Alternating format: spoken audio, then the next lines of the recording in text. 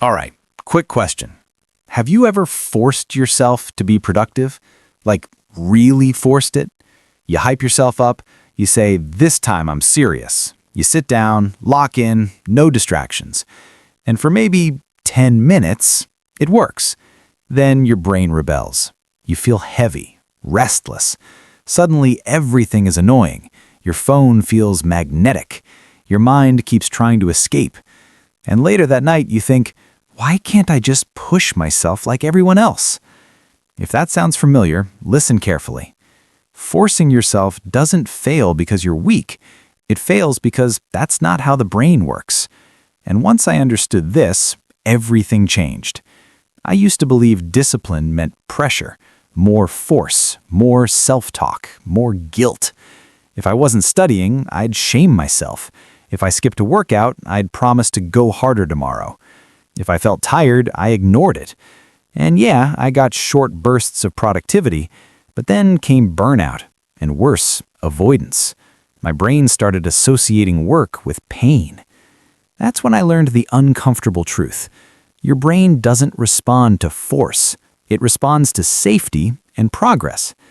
Here's the science part, but I'll keep it simple. Your brain is designed to protect you, not to make you successful, not to help you grind. When you force yourself, like, do it now or else, your brain reads that as threat. Threat equals stress. Stress equals survival mode. And in survival mode, the brain does not learn well. It doesn't grow. It just tries to escape. That's why forcing yourself works short-term, but fails long-term. You're training your brain to resist you. And this matters because your brain is plastic, meaning it changes based on how you use it. Every time you force, panic, or shame yourself, you strengthen stress pathways. But every time you approach work with the right kind of challenge, you build new neural connections. More connections equals more mental capacity. Better focus, more endurance. That's real brain growth, but only if you stop forcing. So what do you do instead? Here's the shift that changed everything for me. Stop forcing, start inviting. Let me explain. Step 1, lower the threat level. Most people fail before they start because they say things like, "I'm studying all night. I have to finish everything. I can't stop once I start." Your brain hears that and panics. So instead, say, "I'm just opening my notes. I'm just doing 5 minutes. I'm just getting started."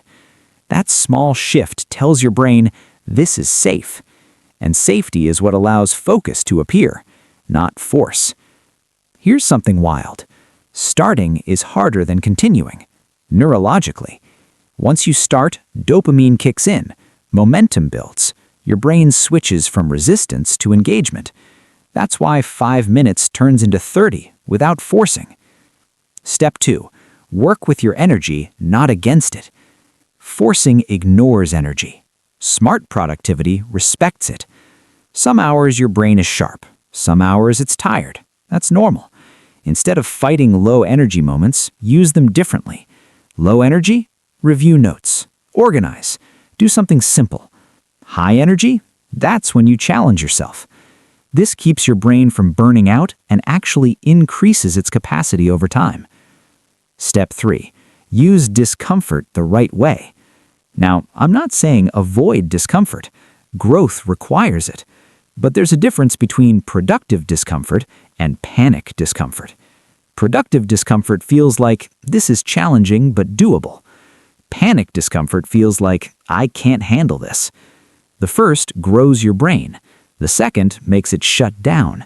So always aim for slightly uncomfortable. That's where neuroplasticity works best. Let me make this real. Think about workouts. If you lift something slightly heavy, your muscles grow. If you lift something way too heavy, you get injured. Your brain works the same way. Step 4. Make progress visible. One reason forcing fails is because it feels endless. No feedback, no reward. So create visible progress. Checklists, timers, progress bars. When your brain sees progress, dopamine increases. Motivation follows action, not the other way around. Now let's talk about burnout, because a lot of you aren't lazy, you're tired. Burnout doesn't always come from doing too much. Sometimes it comes from fighting yourself every day. Forcing yourself, judging yourself, never feeling enough. That drains mental energy fast. When you stop forcing and start cooperating with your brain, work becomes lighter. Not easy, but lighter. There's one more mistake that keeps people stuck: waiting to feel ready. Bad idea. You'll never feel fully ready. Readiness comes after action. But action doesn't need force. It needs permission. Permission to start small. Permission to be imperfect. Permission to build gradually.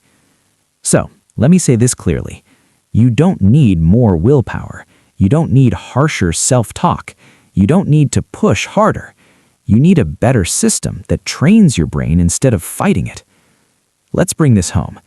Here's what I want you to try tonight. Pick one task you've been avoiding, set a 5-minute timer, and tell yourself you're allowed to stop after. No pressure, no forcing. Just start. That single action begins rewiring your brain. Remember this: forcing creates resistance. Safety creates focus. Small challenges grow the brain. Consistency beats intensity. If this helped you, stick around. We're not here to bully ourselves into success. We're here to build stronger brains, calmly, intelligently, and sustainably. Let's level up together.